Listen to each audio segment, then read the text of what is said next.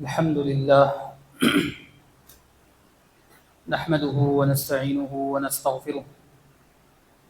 ونعوذ بالله من شرور أنفسنا ومن سيئات أعمالنا من يهده الله فلا مضل له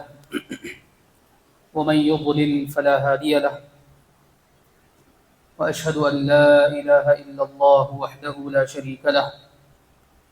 وأشهد أن محمدا عبده ورسوله يا أيها الذين آمنوا اتقوا الله حق تقاته ولا تموتن إلا وأنتم مسلمون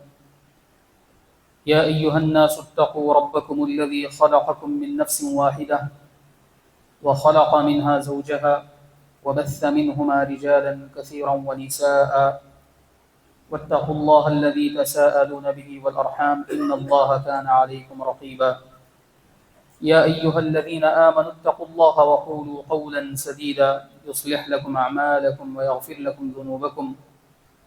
ومن يطع الله ورسوله فقد فاز فوزا عظيما أما بعد فإن خير الحديث كتاب الله وخير الهدي هدي محمد صلى الله عليه وسلم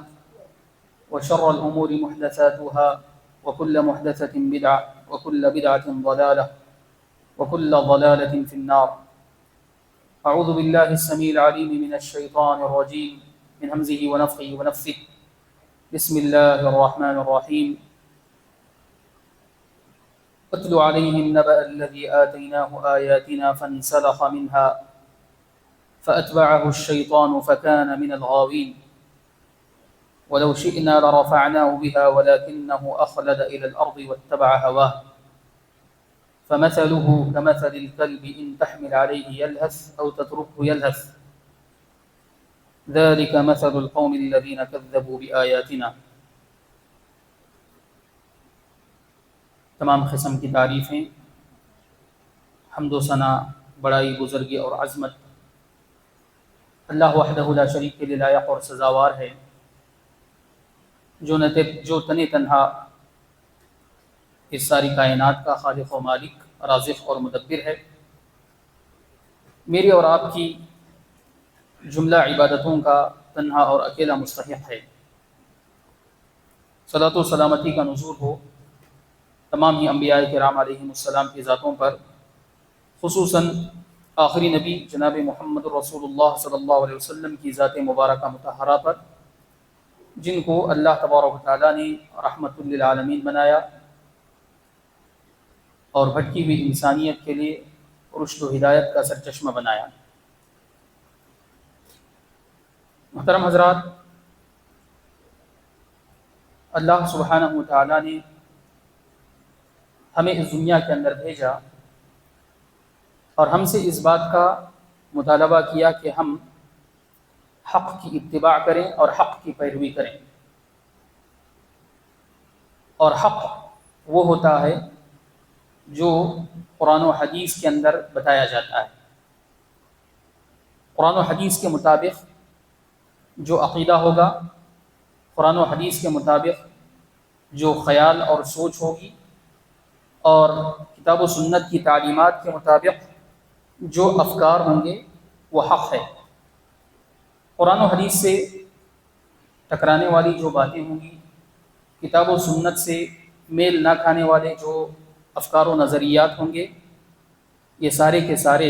حق کے زمرے میں نہیں آئیں گے. حق ایسی چیز ہے جو واضح اور کھلا ہوتا ہے، دیکھنے والے کو سمجھ میں آ جاتا ہے، پڑھنے والے کو سمجھ میں آ جاتا ہے. اس کے اندر کسی قسم کا غموض اور پیچیدگی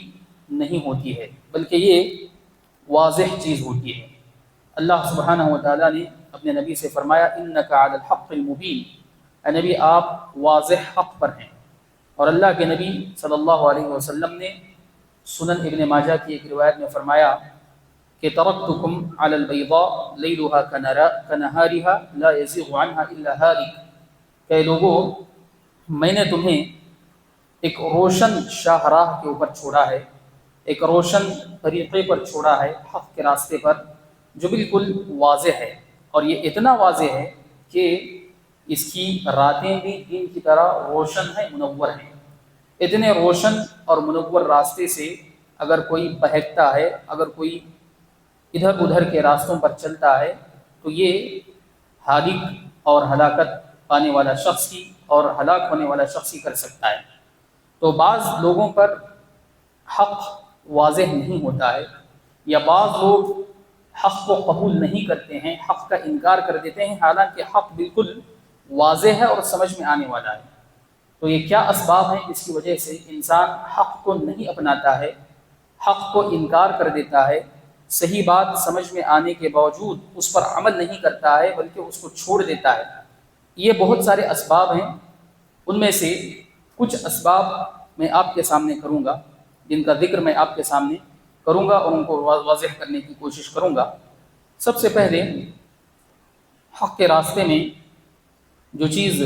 رکاوٹ بنتی ہے، جس کی وجہ سے انسان حق کو قبول نہیں کرتا، وہ انسان کی کم علمی اور جہالت ہوتی ہے۔ انسان سچائی کو معلوم نہیں کرتا ہے، انسان حق کو پہچانتا نہیں ہے، انسان جہالت کے اندر ہوتا ہے، لا علمی کے اندر ہوتا ہے، اور صحیح بات انسان جانتا نہیں، اور جو چیز انسان سے مخفی ہوتی ہے اور انسان جس حقیقت کو جانتا اور سمجھتا نہیں ہے، وہ اس کا دشمن ہو جاتا ہے، اس کا دشمن ہو جاتا ہے۔ اور جب انسان کسی چیز کو جانتا ہے، سمجھتا ہے، تو پھر اس چیز کے قریب ہوتا ہے۔ تو حق کو رد کرنے کا اور حق کو نہ ماننے کا ایک اہم سبب یہ ہوتا ہے کہ انسان حق کو جانتا نہیں اور اس سے ناواقف ہوتا ہے۔ اسی لیے یہ حکم دیا گیا ہے کہ انسان صحیح بات کو جاننے کی کوشش کرے، صحیح چیز کو معلوم کرنے کی کوشش کرے، حق تک پہنچنے کی کوشش کرے، اور انسان اس کے لیے اپنی محنت صرف کرے اور اپنی کوشش لگائے کہ سچائی اور حقیقت کو معلوم کر سکے۔ دوسرا سبب حق کے سلسلے میں جو رکاوٹ بنتا ہے، جو بڑا اہم سبب ہے، وہ باپ دادا اور آبا و اجداد کی اندھی تقلید ہے۔ انسان بہت سارے مواقع پر اور بہت ساری جگہوں پر حق کو قبول نہیں کرتا ہے، حق کو انکار کر دیتا ہے۔ اس کے سامنے شریعت کا مسئلہ واضح کیا جاتا ہے، اس کے سامنے شریعت کی تعلیمات پیش کی جاتی ہیں، اور اس کو بتایا جاتا ہے کہ شریعت کا صحیح موقف یہ ہے، اور اس کو سمجھ میں بھی آتی ہے بات، لیکن اس کے باوجود انکار کر دیتا ہے، مانتا نہیں۔ اس کی اہم وجہ یہ ہوتی ہے کہ انسان اپنے آبا و اجداد کے طور طریقوں کو اور ان کے دین کو چھوڑنا نہیں چاہتا، ان کے راستے کو چھوڑنا نہیں چاہتا۔ اور یہ ایسی وبا ہے جو اکثر قوموں کے اندر حق کی راہ میں ایک رکاوٹ بن کر کے پیش آئی ہے۔ اللہ سبحانہ و تعالیٰ قرآن مجید کے اندر مختلف آیتوں کے اندر مشرکین مکہ کا یہ عمل نقل کیا ہے، اور ان کا یہ رویہ نقل کیا ہے کہ جب ان کے سامنے قرآن مجید کی آیتیں پیش کی جاتی ہیں، نبی علیہ الصلوۃ والسلام ان کے سامنے سچائی کی بات واضح کرتے ہیں، تو وہ یہ کہتے ہیں کہ ہمارے آبا و اجداد کو ہم نے اس طریقے پر نہیں پایا تھا۔ اللہ سبحانہ و تعالیٰ فرماتا ہے وَإِذَا قِيلَ لَهُمُ اتَّبِعُوا مَا أَنزَلَ اللَّهُ قَالُوا بَلْ نَتَّبِعُ مَا أَلْفَيْنَا عَلَيْهِ آبَاءَنَا، جب انہیں یہ کہا جاتا ہے کہ اللہ تبارک و تعالیٰ کی نازل کردہ شریعت کی اتباع کرو، تو وہ کہتے ہیں کہ ہم اسی چیز کی اتباع کریں گے، ہم اسی چیز کو فالو کریں گے جس پر ہم نے اپنے باپ دادا کو پایا ہے، ہم نے آبا و اجداد کو پایا ہے۔ اللہ سبحانہ و تعالیٰ فرماتا ہے اَوَلَوْ كَانَ آبَاؤُهُمْ لَا يَعْقِلُونَ شَيْئًا وَلَا يَهْتَدُونَ، کیا ان کے باپ دادا، ان کے آبا و اجداد کسی چیز کی سمجھ نہیں رکھتے تھے، یا وہ لوگ ہدایت یافتہ نہیں تھے، تو کیا ایسی صورت میں بھی وہ اپنے آبا و اجداد کی پیروی کریں گے؟ آبا و اجداد کو کسی چیز کی سمجھ نہیں تھی، کسی چیز کو وہ سمجھتے نہیں تھے، اور وہ ہدایت سے محروم تھے، تو ایسی صورت میں بھی کیا انسان اپنے باپ دادا کی پیروی کرے گا اور حق کو چھوڑ دے گا، حق کا انکار کر دے گا؟ اللہ سبحانہ و تعالیٰ سوال کرتا ہے۔ اور اللہ سبحانہ و تعالیٰ نے ایک اور جگہ فرمایا وَكَذَلِكَ مَا أَرْسَلْنَا مِن قَبْلِكَ فِي قَرْيَةٍ مِّن نَّذِيرٍ إِلَّا قَالَ مُتْرَفُوهَا، انا وجدنا آباءنا علی امۃ وانا علی آثارہم مقتدون۔ اے نبی، آپ سے پہلے جس قوم اور جس بستی کے اندر بھی ہم نے ڈرانے والے رسول کو بھیجا ہے، تو اس قوم کے آسودہ حال لوگوں نے، اس قوم کے خوشحال لوگوں نے یہ کہا کہ ہم نے اپنے آباء و اجداد کو ایک طریقے پر پایا ہے، ایک دین پر پایا ہے، اور ہم بھی اسی کے پیچھے چلنے والے ہیں، اور ہم بھی اسی کی پیروی کرنے والے ہیں۔ یہ اکثر امتوں کا حال رہا ہے، اکثر قوموں کا حال رہا ہے کہ جب رسول دعوت پیش کرتے تھے تو یہی سبب ان کے سامنے آتا تھا اور اسی کی وجہ سے انکار کر دیا کرتے تھے۔ یہ بہت بڑی وبا ہے اور ایک بہت بڑی بلا ہے جو لوگوں کو حق سے دور کر دیتی ہے۔ آج بھی ہم دیکھ سکتے ہیں کہ کتنے لوگ ہمیں ایسے ملیں گے ہمارے محلے کے اندر، ہماری بستی کے اندر، ہمارے دوست و احباب کے اندر، ہم ان کو حق بتاتے ہیں، کتاب و سنت کی تعلیمات ان کے سامنے پیش کرتے ہیں اور کتاب و سنت کی رہنمائی ان کے سامنے واضح کرتے ہیں، لیکن سب کچھ سمجھنے کے بعد، سب کچھ جاننے کے بعد جب ان کے پاس کوئی جواب نہیں بن پاتا ہے تو آخر میں یہی کہتے ہیں کہ یہ تو ہمارے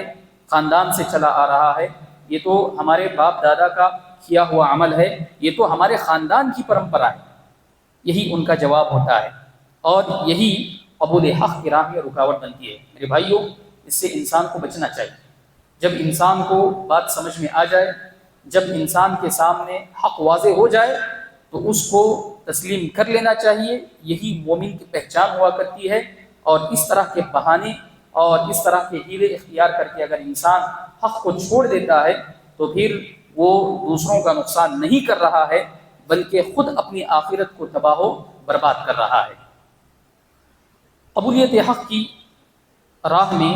ایک تیسری وجہ یہ بھی ہوتی ہے کہ انسان حسد کی وجہ سے حق کو قبول نہیں کرتا ہے۔ اہل حق سے انسان حسد کرتا ہے، حق پر عمل کرنے والوں سے حسد کرتا ہے۔ جب حق پر عمل کرنے والوں سے حسد کرے گا تو جس حق کی طرف وہ بلائیں گے لوگوں کو، جس سچائی کی طرف وہ لوگوں کو بلائیں گے، ان کی باتوں سے اور ان کی دعوت سے بھی انسان کو حسد ہوگا، اور یہی حسد انسان کو قبول حق سے روک دیتا ہے اور انسان کو انکار حق تک لے جاتا ہے۔ یہودی جو اللہ کے نبی صلی اللہ علیہ وسلم کے زمانے میں موجود تھے، یہودی نبی صلی اللہ علیہ وسلم کے برحق ہونے کو جانتے تھے۔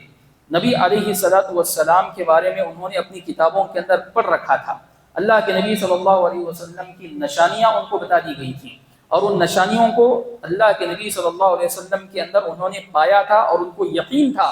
کہ یہ اللہ کی جانب سے آئے ہوئے رسول ہیں، پیغمبر ہیں۔ قرآن مجید کو یہ کہتا ہے کہ الذین آتیناہم الکتاب یعرفونہ کما یعرفون ابناءہم، کہ اہل کتاب نبی علیہ السلام کو ویسے ہی پہچانتے ہیں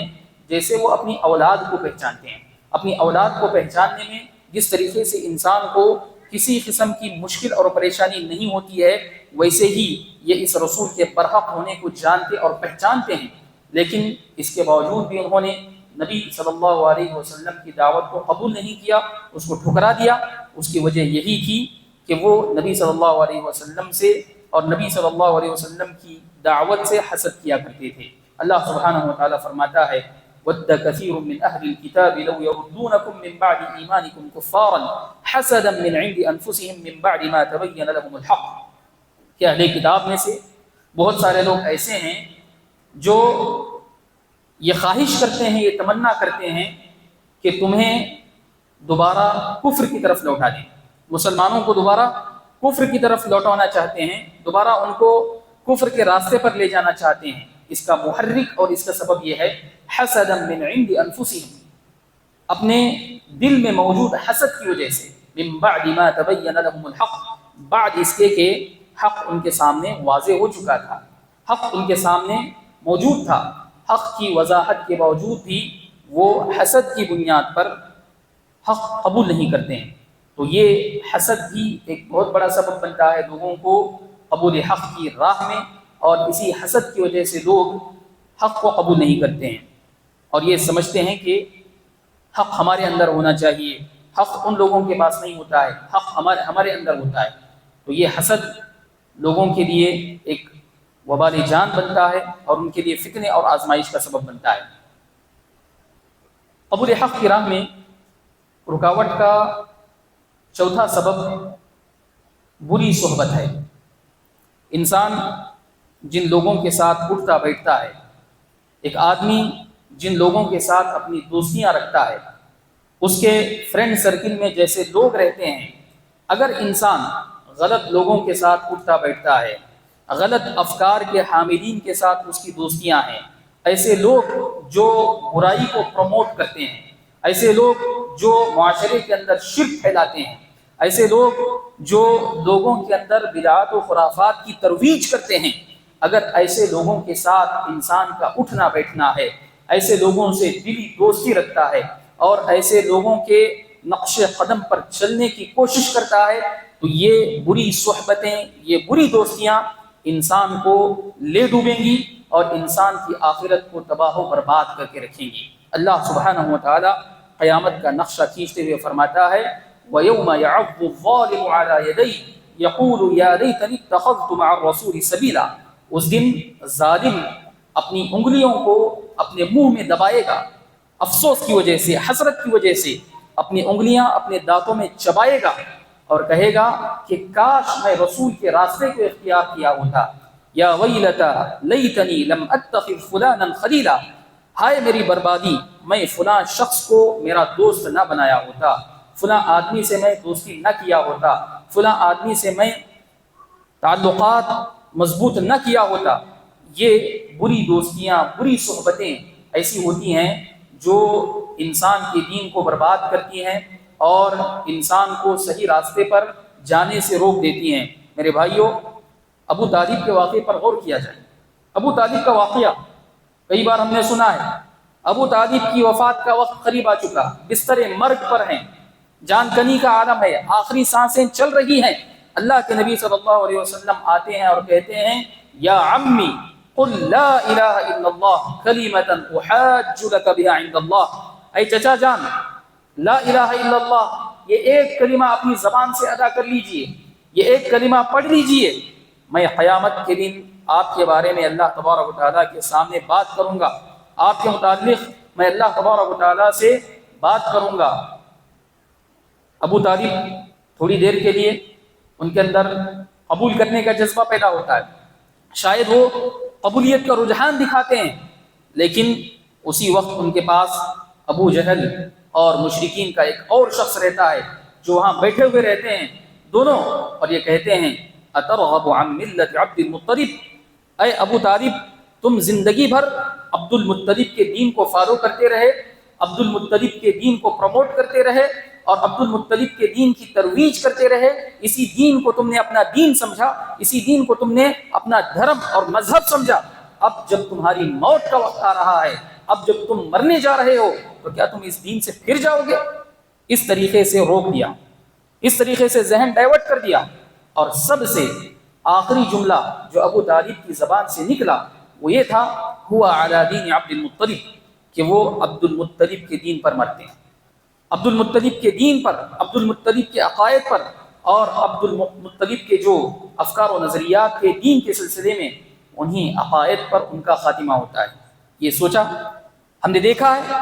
کہ کیسی بری صحبت کا ایک کتنا خطرناک انجام ہو رہا ہے، برے لوگوں کا کتنا خطرناک انجام انسان پر ہو رہا ہے۔ تو اس لیے انسان جو دوستیاں کرتا ہے، انسان جن کو اپنا دوست بناتا ہے، ایسے لوگوں کو سوچ سمجھ کر بنائے، ایسے لوگوں پر انسان نگاہ رکھے۔ اگر لوگ ایسے ہیں جو قبول کر رہے ہیں، جو بات سنتے ہیں، جو بات مانتے ہیں، اگر ایسے لوگوں کے ساتھ رہتا ہے تو ان کا بھی بھلا ہوگا، مگر کچھ ہٹ دھرم اور کچھ ضدی قسم کے لوگ ایسے بھی ہوتے ہیں جو قبول کرنے کے بجائے خود دوسروں کو اپنی پٹی پڑھانا جانتے ہیں اور دوسروں کو اپنا دین اور اپنا عقیدہ دوسروں کے اندر پھیلانے کی اور دوسروں کے اندر پہنچانے کی کوشش میں لگے رہتے ہیں۔ تو ایسی دوستیوں سے انسان کو بچنا چاہیے اور ایسے لوگوں سے انسان کو بچنا چاہیے۔ میرے بھائیوں، قبولیت حق کی راہ میں ایک اور رکاوٹ جو اہم رکاوٹ ہے وہ انسان کی خواہشات نفس۔ انسان اپنے نفس کی خواہشات میں آ جاتا ہے، انسان اپنے نفس کا غلام بن جاتا ہے، اور اس نفسانی خواہشات کے دباؤ میں آنے کی وجہ سے انسان حق کو جاننے اور پہچاننے کے باوجود بھی حق اور سچائی کو قبول نہیں کرتا، بلکہ اس کو چھوڑ دیتا ہے اور اس کو رد کر دیتا ہے۔ اور یہ ایسی چیز ہے کہ انسان علم کے باوجود، سمجھ کے باوجود بھی اس کا علم اس کو فائدہ نہیں پہنچاتا، اس کی سمجھداری اس کو فائدہ نہیں پہنچاتی، بلکہ وہ اپنی خواہشات کو اپنا غلام بنا لیتا ہے، اپنی خواہشات کو اپنا معبود بنا لیتا ہے، اور ایسا آدمی ہدایت سے محروم ہو جاتا ہے۔ اللہ تبارک و تعالیٰ فرماتا ہے اَرَأَيْتَ مَنِ اتَّخَذَ إِلَٰهَهُ هَوَاهُ أَفَأَنْتَ تَكُونُ عَلَيْهِ وَكِيلًا، اے نبی بھلا بتائیے جس آدمی نے اپنی خواہشات کو اپنا معبود بنا لیا ہے، کیا آپ اس کے نگران ہیں؟ کیا آپ اس کے ذمہ دار ہیں کہ اس کے اندر حق کی بات پہنچا دیں، اس کے اندر سچائی کی بات داخل کرا دیں؟ آپ اس کے ذمہ دار نہیں ہیں۔ اور فرمایا أَفَرَأَيْتَ مَنِ اتَّخَذَ إِلَٰهَهُ هَوَاهُ وَأَضَلَّهُ اللَّهُ عَلَىٰ عِلْمٍ وَخَتَمَ عَلَىٰ سَمْعِهِ وَقَلْبِهِ وَجَعَلَ عَلَىٰ بَصَرِهِ غِشَاوَةً، کہ بھلا جو شخص اپنے خواہشات کو اپنا معبود بنا لیا ہو اور اللہ سبحانہ و تعالیٰ نے اس کو علم کے باوجود گمراہ کر دیا ہو، جانتا ہے، معلومات ہیں، اس کے باوجود بھی اللہ سبحانہ و تعالیٰ نے اس کو گمراہ کر دیا، وَجَعَلَ عَلَىٰ بَصَرِهِ غِشَاوَةً، اور اس کی نگاہوں پر اللہ تبارک و تعالیٰ نے پردہ ڈال دیا۔ یہ انسان جب خواہشات کے پیچھے چلنے لگتا ہے تو پھر اس کو خیر و شر کی کوئی تمیز نظر نہیں آتی ہے، اچھائی اور برائی کا کوئی فرق اس کو نظر نہیں آتا ہے، بلکہ وہ اپنے نفس کے پیچھے بے تحاشا دوڑنے لگتا ہے اور اپنے نفس کو اپنا معبود بنا لیتا ہے۔ اس لیے انسان کو یہ حکم دیا گیا ہے کہ اپنے نفس کا محاسبہ کرے، اپنے نفس کا تزکیہ کرے، نفس کے اندر جو غلط عادتیں ہیں، جو غلط خواہشات ہیں، ان غلط خواہشات کو انسان ختم کرے اور اس کے اندر نیک عادتوں کو، نیک خواہشات کو اپنے نفس کے اندر پیدا کرنے کی کوشش کرے۔ انسان کے اندر جو نفس امارہ ہے، جو انسان کو برائی کا حکم دیتا ہے، اس نفس کو کچلنے کا حکم دیا گیا، اس نفس کو روندنے کا حکم دیا گیا، اور اپنے نفس کو نفس مطمئنہ بنانے کا حکم دیا گیا، جو کہ انسان کو نیکیوں کی طرف لے جاتا ہے، جو انسان کو نیکیوں کی طرف مائل کرتا ہے۔ میرے بھائیوں، اسی طریقے سے قبولیت حق کی ایک اہم رکاوٹ تکبر بھی ہے۔ انسان تکبر کی وجہ سے، انانیت کی وجہ سے اور اپنے میں پن اور بڑپن کی وجہ سے حق کو قبول نہیں کرتا ہے۔ اللہ سبحانہ و تعالیٰ نے اس کا ذکر کتاب قرآن مجید کے اندر کیا ہے، اور نبی صلی اللہ علیہ وسلم نے جب تکبر اور کبر کی تعریف کی تو فرمایا الکبر بطر الحق وغمط الناس، تکبر یہی ہے کہ ایک آدمی حق کو جاننے کے باوجود حق کا انکار کر لے اور لوگوں کو حقیر جانے، حق کا انکار کرنا اور لوگوں کو حقارت کی نگاہوں سے دیکھنا۔ نبی صلی اللہ علیہ وسلم نے کہا کہ یہ تکبر ہے۔ تکبر کی تعریف اور تکبر کی ڈیفینیشن اللہ کے نبی صلی اللہ علیہ وسلم نے کی ہے اس حدیث کے اندر، اور اللہ سبحانہ و تعالیٰ فرماتا ہے سأصرف عن آیاتی الذین یتکبرون فی الارض بغیر الحق، کہ ان قریب میں اپنی آیتوں کو ان لوگوں سے دور کر دوں گا، ان لوگوں سے پھیر دوں گا جو زمین میں ناحق تکبر کرتے ہیں، جو زمین میں تکبر کرتے ہیں، گھمنڈ اور اترانے کے ساتھ زندگی گزارتے ہیں۔ جب قرآن مجید کی آیتیں، اللہ کے نبی صلی اللہ علیہ وسلم کی احادیث اس کے سامنے پیش کی جاتی ہیں تو اس کے باوجود تکبر کی وجہ سے قبول نہیں کرتا، یہ میرے مطلب کی چیز نہیں ہے، یہ میرے عمل کی بات نہیں ہے، تو یہ تکبر ہے، اور اللہ سبحانہ و تعالیٰ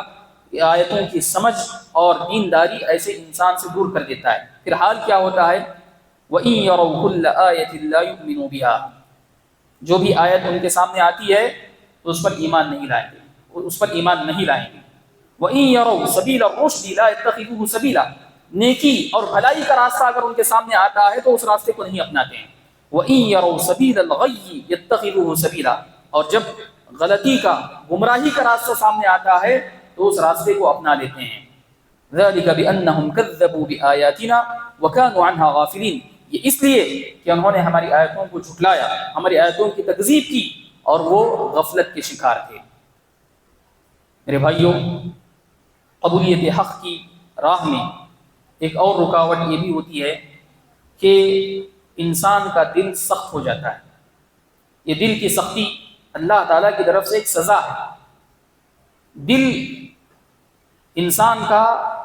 بلکہ پتھر سے زیادہ سخت ہو جاتا ہے، اور جب دل کے اندر سختی آ جاتی ہے تو خیر کی کوئی بات اس کے اندر اثر نہیں کرے گی، بھلائی کی کوئی بات اس کے اندر اثر نہیں کرے گی، قرآن و حدیث کا کوئی مسئلہ اس کے اندر نہیں پہنچے گا۔ اللہ سبحانہ و تعالیٰ فرماتا ہے ثم قست قلوبكم من بعد ذلك فهي كالحجارة او اشد قسوة۔ بنی اسرائیل کے سلسلے میں یہ آیت نازل ہوئی۔ بنی اسرائیل کو اللہ تبارک و تعالیٰ نے جب مختلف نشانیاں اپنی دکھائیں، اللہ تبارک و تعالیٰ نے ان کے اوپر بہت سارے انعامات کیے، اور بہت سارے انعامات کے ساتھ اللہ تبارک و تعالیٰ نے ان کو بہت ساری چیزوں سے نوازا، اس کے باوجود بھی وہ اللہ تبارک و تعالیٰ کی دین کو اپنانے سے انکار کر رہے تھے۔ تو اللہ تبارک و تعالیٰ اسی ضمن میں یہ فرماتا ہے کہ پھر اس کے بعد تمہارے دل سخت ہو گئے، تمہارے دل سخت ہو گئے، فَهِيَ كَالْحِجَارَةِ أَوْ أَشَدُّ قَسْوَةً، سختی کی وجہ سے یہ پتھر کی طرح ہو گئے، بلکہ پتھر سے بھی زیادہ سخت ہیں۔ ثُمَّ قَسَتْ قُلُوبُكُم مِّن بَعْدِ ذَلِكَ فَهِيَ كَالْحِجَارَةِ أَوْ أَشَدُّ قَسْوَةً، پتھر سے بھی زیادہ سخت ہیں۔ اور پتھر کیسے ہیں؟ وَإِنَّ مِنَ الْحِجَارَةِ لَمَا يَتَفَجَّرُ مِنْهُ الْأَنْهَارُ، پتھر اپنی سختی اور صلابت کے باوجود پتھر بھی کبھی پگھلتا ہے۔ اللہ فرماتا ہے وَإِنَّ مِنَ الْحِجَارَةِ لَمَا يَتَفَجَّرُ مِنْهُ الْأَنْهَارُ، کچھ پتھر ایسے ہیں جن سے نہریں پھوٹتی ہیں، اس کے اندر سے نہر پھوٹنے لگتی ہیں۔ وَإِنَّ مِنْهَا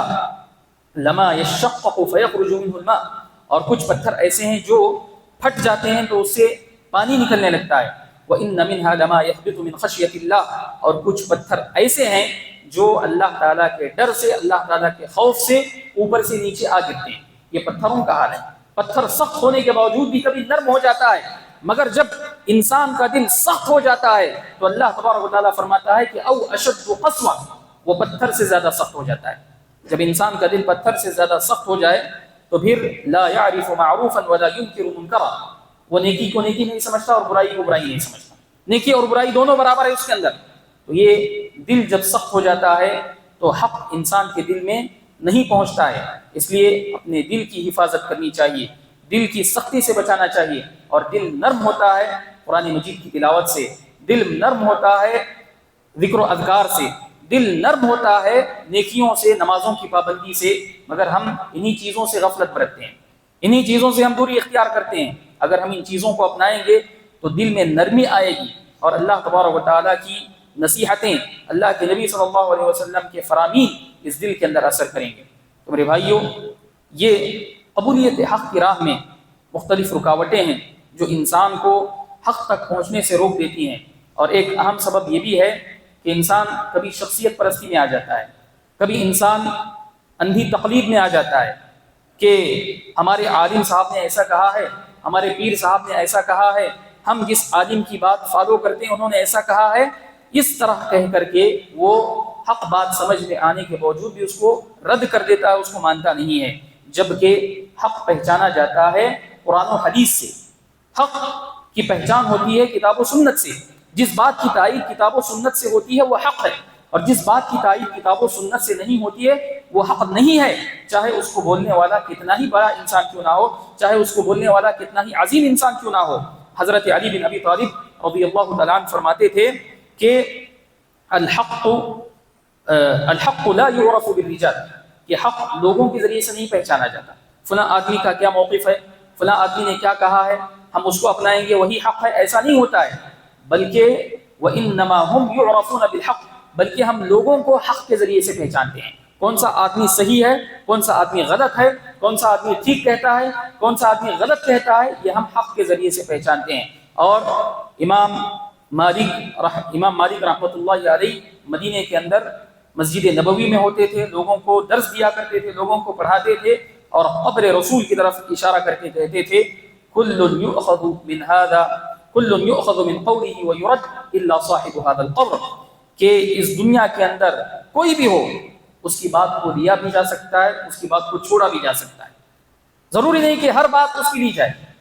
بلکہ جو بات کتاب و سنت کے موافق ہوگی، دین کے موافق ہوگی، اس کو لیا جائے گا، اور جو دین کے موافق نہیں ہوگی اس کو چھوڑ دیا جائے گا۔ ہر انسان کے ساتھ یہی معاملہ ہے، الا صاحب هذا القبر، سوائے اس قبر والے کے، سوائے اس معصوم نبی کے۔ نبی کی بات سے جو نکلتی ہے وہ برحق ہے، اس کو ماننا اور اس کو لینا واجب اور ضروری ہے، مگر نبی کے علاوہ جو بھی ہیں ان کی بات لی بھی جا سکتی ہے، ان کی بات رد بھی کی جا سکتی ہے۔ حضرت عبداللہ ابن عباس رضی اللہ تعالیٰ عنہما ایک مرتبہ کوئی مسئلہ بیان کر رہے تھے، کوئی مسئلہ حدیث رسول کی روشنی میں بیان کر رہے تھے، تو کچھ لوگوں نے کہا کہ ابو بکر اور عمر کی رائے اس مسئلے کے اندر ایسی ہے، ابو بکر اور عمر نے اس مسئلے کے اندر ایسا کہا ہے۔ تو حضرت عبداللہ ابن مسعود طیش میں آ جاتے ہیں، برانگیختہ ہوتے ہیں اور کہتے ہیں یوشکو ان تنزل علیکم حجارۃ من السماء، قریب ہے کہ تم پر آسمان سے پتھروں کی بارش نازل ہو جائے، آسمان سے تم پر پتھر برس پڑیں۔ اقول قال رسول اللہ صلی اللہ علیہ وسلم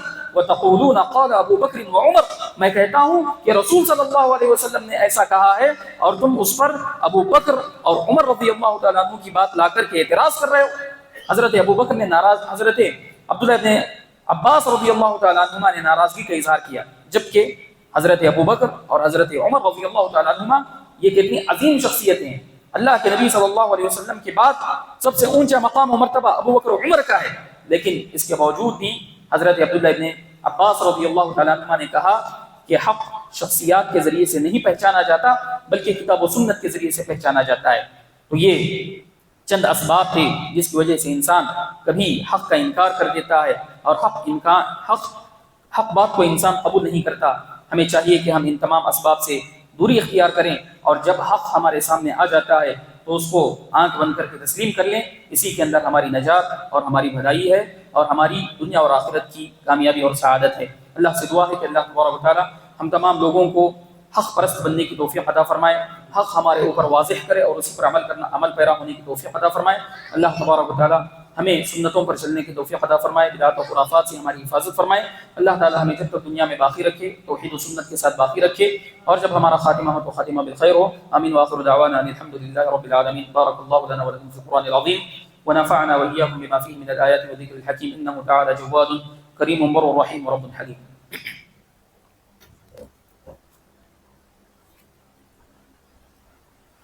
إن الحمد لله نحمده ونستعينه ونستغفره ونعوذ بالله من شرور أنفسنا ومن سيئات أعمالنا، من يهده الله فلا مضل له ومن يضلل فلا هادي له، وأشهد أن لا إله إلا الله وحده لا شريك له، وأشهد أن محمدا عبده ورسوله۔ أما بعد فأعوذ بالله السميع العليم من الشيطان الرجيم من همزه ونفخه ونفثه، بسم الله الرحمن الرحيم۔ إن الله وملائكته يصلون على النبي يا أيها الذين آمنوا صلوا عليه وسلموا تسليما، اللهم صل على محمد وعلى آل محمد كما صليت على إبراهيم وعلى آل إبراهيم إنك حميد مجيد، اللهم بارك على محمد وعلى آل محمد كما باركت على إبراهيم وعلى آل إبراهيم إنك حميد مجيد، اللهم انصر من نصر دين محمد صلى الله عليه وسلم واجعلنا منهم، واخذل من خذل دين محمد صلى الله عليه وسلم ولا تجعلنا منهم، آمين۔ عباد الله رحمني ورحمكم الله،